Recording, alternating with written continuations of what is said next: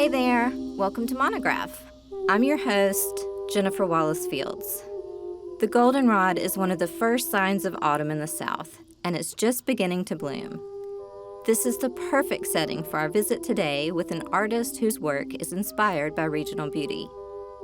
We've traveled to Greensboro, Alabama to visit fiber artist and old friend of Monograph, Aaron Sanders Head.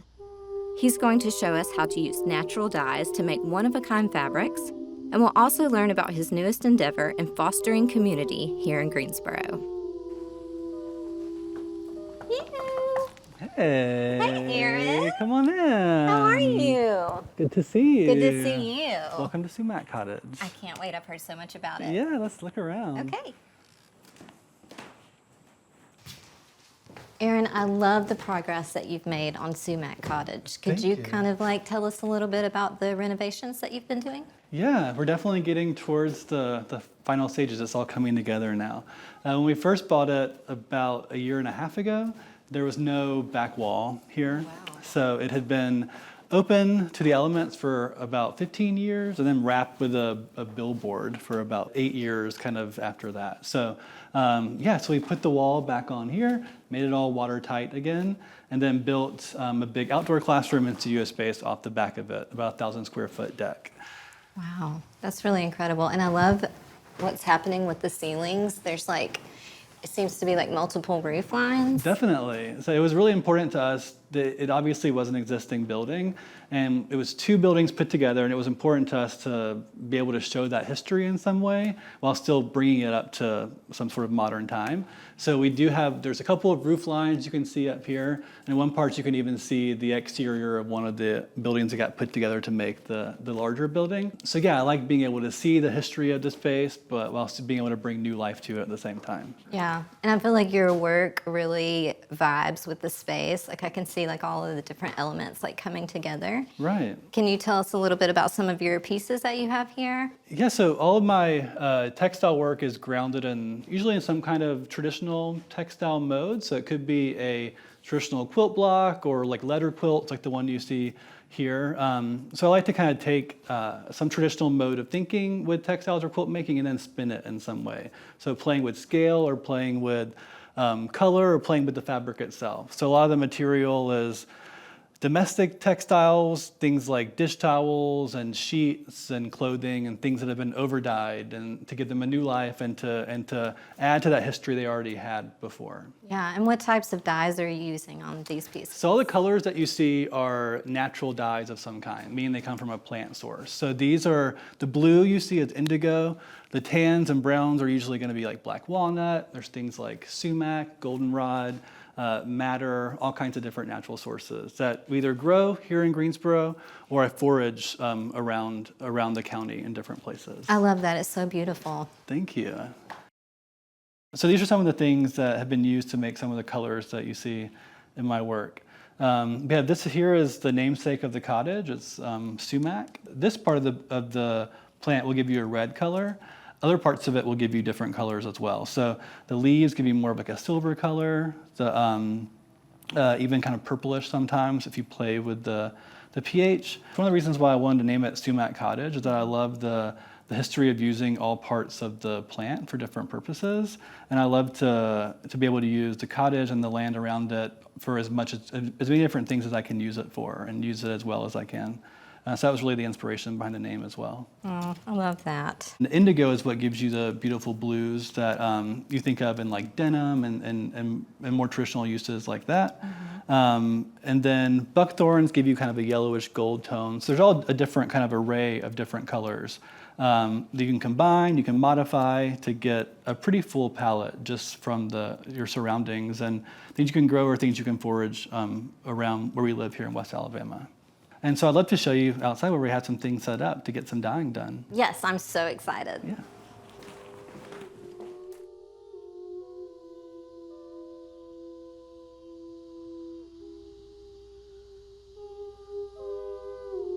As a multimedia artist, Marilee Chalice explores how art can deepen our understanding of the interconnectedness of all things, nature, other species, and each other through her meditative process.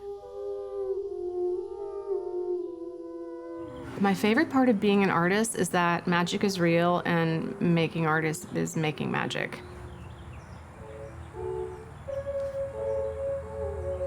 I was sort of that loner kid that just was always drawing, and that hasn't stopped. I'm still doing it now.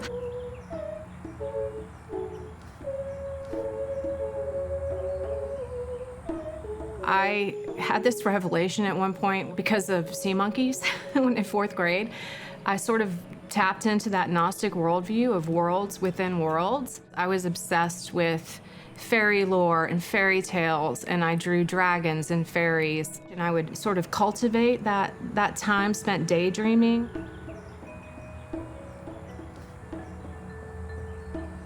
My artistic practice is very multidisciplinary. I'm very creatively restless, and I like to move from one genre, one material, one system to another. I see things that I do now that I did 10 years ago or maybe 20 years ago. I may not do it for 10 more years, but I see the through line. So I feel like being an artist is a long game where your thoughts and visions, you're broadcasting them out deep into the future, connecting with realms that are not the ones that you're experiencing now. So I have one foot like firmly planted in the here and now and the rational waking consciousness that we're all living in.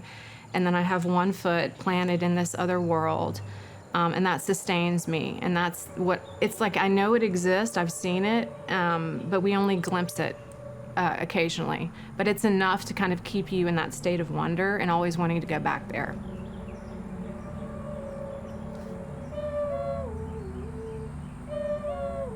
I mean, why be limited? I think you should explore as much as you can.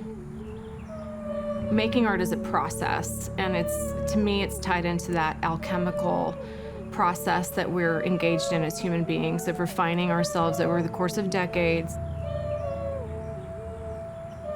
It also reinforces those connections to, the more esoteric things that I'm interested in.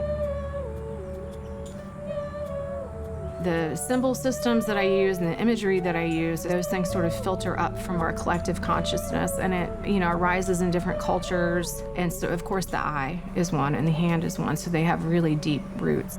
And I think as humans, those symbols are so innate to just our humanness. I mean, part of how we've evolved is being able to create symbols that are universally understood, which is so interesting to me.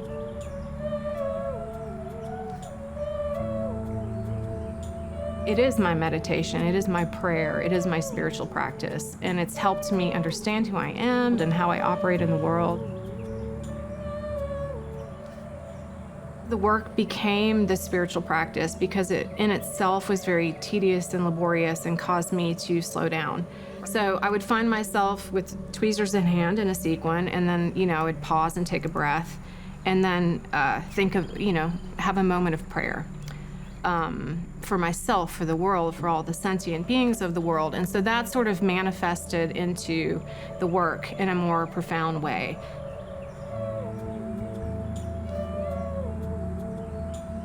Do I make art for the process or for the object?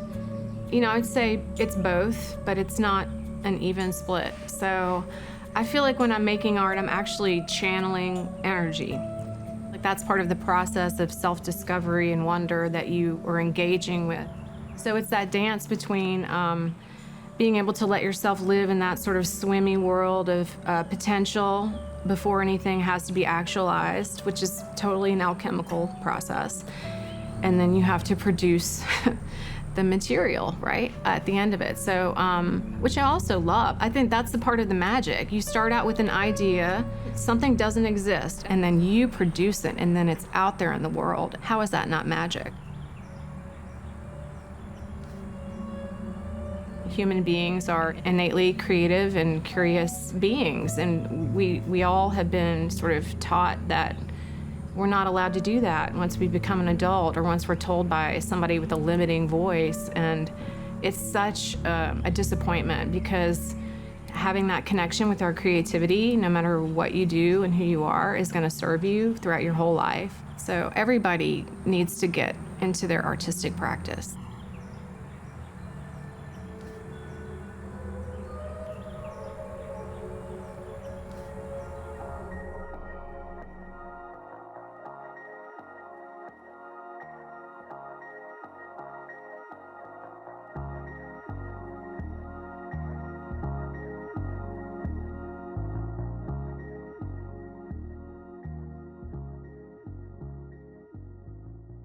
So, Aaron, what are we going to get started with today? Yeah, so we're going to start off looking at some indigo dyeing. And the indigo technique that I use, this is an iron vat. So we're working with powdered indigo from indigo that I grew here in Greensboro. It's a Japanese indigo plant. It grows really well in this really hot climate here. And you get these really beautiful, nice dark blues on cotton and linen from it. And then how do you get the patterns to show up? Yeah, so there's tons of different resist techniques that exist across the world, really. Shibori is a popular one. It's a Japanese technique, but there's all kinds of, they call them manual resist technique. So it's different ways of binding the fabric and then putting things on it, like rubber bands or clothespins or shapes or something like that to resist the dye once you dip it in. Can you show me how to do one? Yeah, I'd love to. Okay, so the cool thing about these manual techniques is that they're really simple, and little slight twists and turns that you do will give you a totally different pattern. So, but usually you start off by folding it. So if you fold the fabric, whatever you do to it, it's going to repeat itself. It's going to happen here. It's also going to happen on the other side too. So we'll fold it. That's just in the quarters there. And I have these circles here. So we'll take this and we'll just put it kind of on this is the middle of our fabric here. We'll put it right here. And then you use things like rubber bands or clothespins, or these clamps work great to give you a nice, it holds those pieces together nicely that way. We're just going to add a couple more things on here really quick. I like these little clothespins are fun to add because... Can I do this side? Yeah, definitely. So where the clothespin closes, there's a little square. So you get these nice small squares from the clothespins.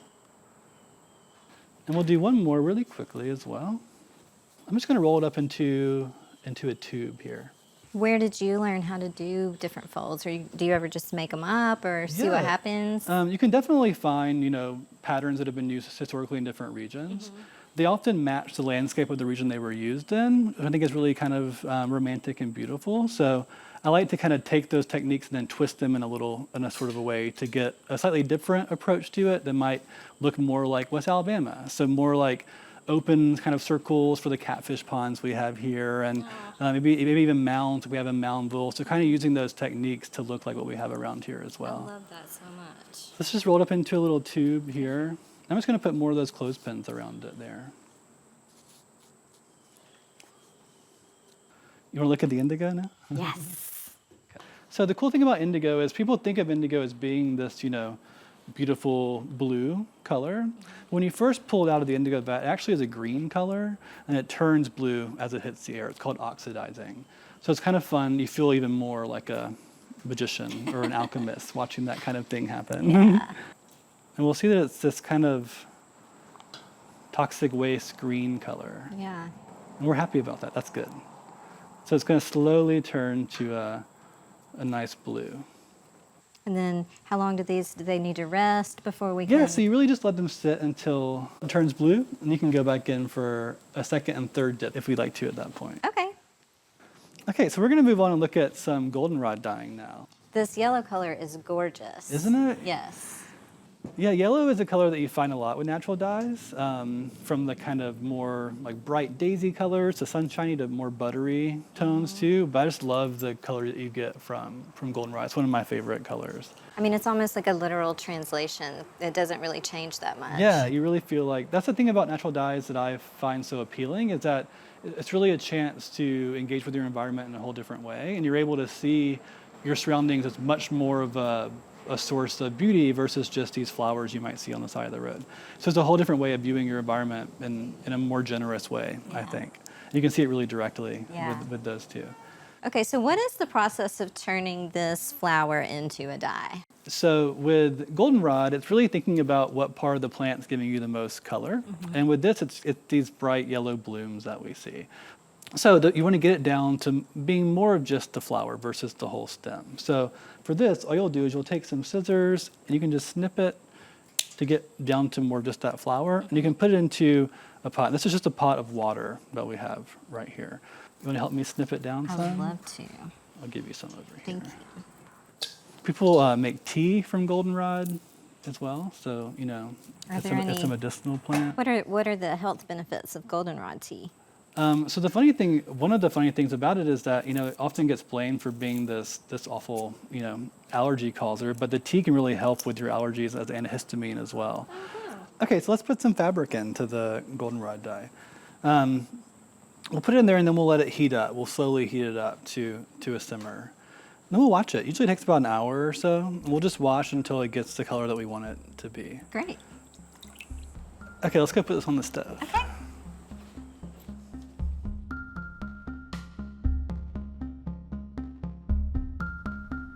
Birmingham-based artist, educator, and frequent collaborator with Aaron, Doug Balas, is a talented artist whose layered and ethereal work reveals the natural beauty and mysterious corners of the southern landscape.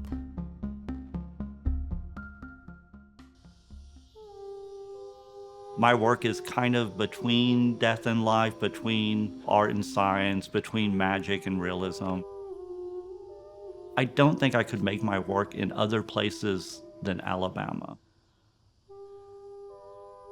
My name is Douglas Pierre Balas. I use they, them pronouns. I am a professor at the University of Alabama in Birmingham and an artist that has lived here for about 45 years. People wonder, why did you stay in Birmingham this whole time? And I think they think it's just my professor gig, but I chose to be here. And it's mostly because of the biodiversity of Alabama, but also because I have this amazing community of friends and other artists that really uplift my practice. There are so many amazing artists in Alabama. It's mind-boggling. I've been a collaborative person my entire life, but the reason I'm so interested in now is that I think we need it now more than ever. I collaborate with artists that show nationally and internationally, but I also collaborate with homeless people. I collaborate with all kinds of communities. I have a general rule that I don't like to show artwork that's over 5 years old. So I have to stay in production. I remember a moment in my studio about 20 years ago, and I was thinking about how a caterpillar becomes a moth and totally changes, right? Even chemically. And I was so interested, I was like, Doug, if you really want to push your work and you want it to be not just people saying oh, you can really draw or you can really do this, if you want to have them a huge feeling in your installations, you're going to have to be a caterpillar. And you're going to have to melt everything you thought, burn it to the ground, and start over. And I did. I make very elaborate sketchbooks, but I destroy them every time I'm done with one. But what I do is I go back and I pull out the pages or the things that I think are still applicable. If there's something that I feel still has a real strong sustain, I'll move it forward in my practice. If not, then I either sell it or literally break it down like the moth, in a chrysalis. I really honor what came before me. For thousands and thousands of years, the human evolution of trying things, which is so powerful. I've had to develop skills with natural dyes and get into actual pigment making instead of using chemicals or the way other people do it. Not all art venues are safe spaces, And so me being immersive in that and kind of using found objects or things that aren't typical of Western art history, it allows me to create a unique dialogue with the viewer that's also very founded in Alabama. I'm much more interested in the viewer than I am in myself making the work. Sometimes the people will be like, can we rearrange it so it doesn't have that part? And I know artists would usually freak out, but that doesn't bother me at all. It's the viewer's way of negotiating it. But I don't like to silo myself because my life has always been complicated for various reasons, and I want my work to have a lot of different materials and a lot of processes that are really aligned with my biographical chronology, even though I don't want my work to be autobiographical. as a queer person in Alabama, like I want to uplift all the marginalized communities, but I also want to acknowledge that melancholy. I'm really interested in mortality. I always have been, not in like a grave or a negative way, but just as a cycle of life. Like I think it's amazing and it's one of the great mysteries. Everybody has had like string that got really knotted up. And I have a lot of knotted up feelings about Alabama, but through my research, I start to unknot that and then I pull the thread. And as I pull the thread, I'm reaching out to people to kind of show them like, if I pulled this thread and unraveled it, you can too.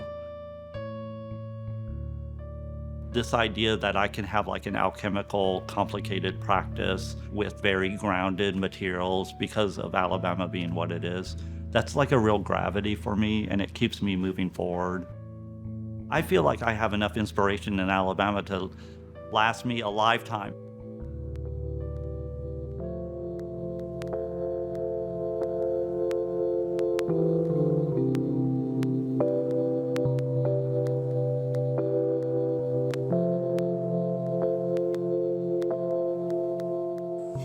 Aaron, I'm dying to see how everything turned out. Well, do you want to start with the indigo or with the goldenrod? Let's do indigo. Okay. Yeah, so we've had these, our bundles here, and you can see there that nice dark blue It's changed a versus lot. that, and if you look in the middle, you can see that this dye down the middle too, which is what we're going for. And this one's the same over here. Okay, so you want to see what we did? Yes! Okay.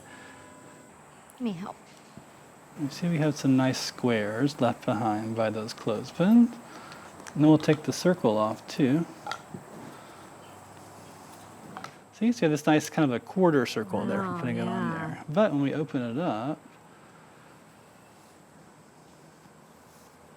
we have that nice repeated pattern there. Oh, I love that. Yeah. Oh my God. And so again, really basic materials, you know, a whole way of creating patterns on fabric. It really does feel like magic. Okay, let's try this one too. Okay. So this is just the clothespins here. It's probably going to be a little bit more abstract maybe than that one is. Let's see what we get here. Wow. So we had this kind of ombre because we rolled it up into a Yeah. tube, you know? And all those nice little almost like zipper teeth kind Wow. of And from that will stay with the variation. That won't continue to Yeah, so all the little green parts will definitely turn to be a darker blue. But yeah, that variegation will stay. It's beautiful. So we have our blue there from the indigo. Okay. Now let's go over to our, see how our goldenrod turned out. So it's been simmering for a while, you know. You want to do it at least for an hour. The longer you do it, the darker usually it's going to get. So if you can let it sit overnight, that's amazing. But, you know, as much time as you can wait to, you know, your patience will allow. Ooh, and I can smell it. Like Yeah, so it this. does have a really earthy smell. I think it smells really good. I do too. It's very fragrant. Yeah, and you can imagine like when you make the tea, it has that same, it's kind of a calming, I feel Yeah. like kind of a calming, grounding scent. Okay, so you can see, if you look at the goldenrod itself, you can see it looks a little bit more like spent, kind of. You know, it looks a little like the color's been wrung out of it, and that's what's happened. So we can look at this beautiful cotton now. Wow. Isn't that nice? That is lovely. It's like such a sunshiny, kind of like earthy sunshine color, I feel like. Let me get it out with this one. It's so vibrant. Yeah, and I love that little bit of like unevenness towards the middle. It looks like that texture of almost like a sunset kind of. Definitely. Okay, so that's the cotton there. I have a piece of linen too, and linen tends to suck up the dye a bit more, so you get more darker color sometimes. So this is more of like a, Oh, wow. and it had like the slightest like kind of beigey tones of the linen already, but it definitely gets a bit darker, more of like a, It's almost like a mustard. yeah. So everything's going to dry a little bit lighter. They tend to dry about 2 shades lighter or so. But yeah, I love the playing with different fabrics, vintage fabrics, new fabrics, secondhand things, and seeing how they take dye differently is one of my favorite parts of it. Everyone is unique. Yeah, exactly. We've really enjoyed our time here today, and this is such a beautiful space to experiment. Like, what are your future plans for the cottage? Yeah, it was important to me for it to be a space that I could create things, but also a space for people in the community to make things.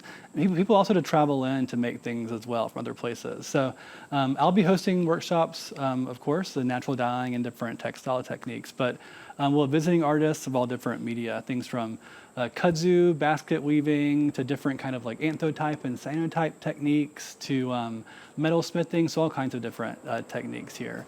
And the goal is that it's a place people can come and learn just to express themselves a bit more freely, and feel they have a space to really go and learn new things and learn new ways of engaging with their environment in more artistic ways as well. And we'd love to welcome people from all over to the workshops that we're going to be having here. Awesome. Thank you so much for being here. It's been so fun to show you around and let you see some of the world of natural dyes that we have here in West Alabama. Well, thank you for having us and for sharing a little bit of your magic and for creating this beautiful community. Thank you.